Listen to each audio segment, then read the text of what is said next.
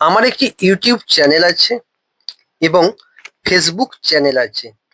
সেই সুবাদে বলা যেতেই পারে আমি সোশ্যাল মিডিয়ায় কাজ করি, কিন্তু আমি সেটা বলি না। আমি কি বলি জানেন?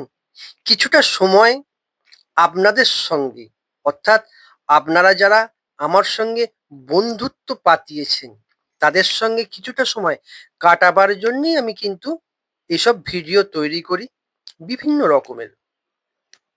দেখুন, এই ভিডিও তৈরি করা ছাড়া আমার একটি আনন্দের কাজ আছে। কি আনন্দের কাজ জানেন? আমি অসহায়দের পাশে থাকতে চিরকাল পছন্দ করি। সেটা মানুষই হোক আর পশুই হোক। প্রাণীদের সঙ্গে আমি এই সময়টা কাটাতে খুব পছন্দ করি। দেখুন, এটা এই বাচ্চাটা আমার বাড়ির সদস্য, নতুন সদস্য। এটা একটা অসহায়। কেউ মেরে কোমর ভেঙে রাস্তায় ফেলে দিয়েছিল। যাবার পথে দেখছি আমার দিকে তাকিয়ে কাঁদছিল, সাহায্য চাইছিল। আমি তাকে কুড়িয়ে আনলাম সযত্নে। অনেক চেষ্টা করলাম চিকিৎসা করে সুস্থ করার।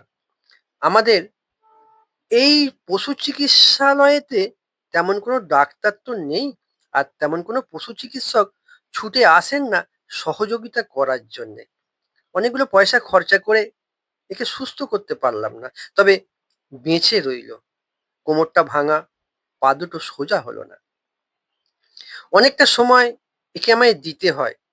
একে নিয়ে সবসময় ভিডিও তৈরি করে আপনাদের কাছে পোস্ট করলে আপনারা হয়তো বিরক্ত বোধ করবেন। আমি অনেকটা সময় একে নিয়ে কাটাবার চেষ্টা করি, কারণ এরও তো সেই শিশু মনটা আছে, খেলার ইচ্ছা থাকে। পায়খানা পেচ্ছাপ কখন যে করে বলা খুব কঠিন। আমরা সবাই মিলে এর পাশে থাকার চেষ্টা করি। আর একটা কথা কি জানেন? আমি আগাগোড়া অসহায়দের পাশে থাকতে পছন্দ করি, আনন্দ পাই। আগামী দিন আমার লক্ষ্য কিন্তু এই অসহায়দের পাশে থাকার। যতই বিপদ আসুক, সারা জীবন অসহায়দের পাশে ছিলাম, আছি, থাকবো।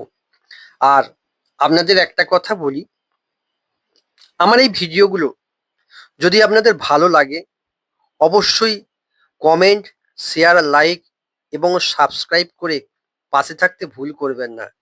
কারণ কেন জানেন? আপনারা যে কমেন্টগুলো আমাকে করবেন, সেই কমেন্টের আশায় কিন্তু আমি বসে থাকি। মনের মধ্যে অনেকটা আনন্দ পাই এবং ভিডিও তৈরি করতে যে একাগ্রতা, ওই কমেন্টগুলোই তৈরি করে দেয়। আপনারা ভালো থাকুন, সুস্থ থাকুন এবং আমার পরবর্তী ভিডিওগুলোর অপেক্ষায় থাকুন। আর একটা কথা আবারও বলি, এই অসহায়দের পাশে থাকার যে কি আনন্দ, আপনারা যদি থাকেন তবেই বুঝতে পারবেন। কারণ এরা তো অবলা, এরা তো কিছু বলতে পারে না। এদের পাশে থাকা আমাদের প্রত্যেকের কর্তব্য।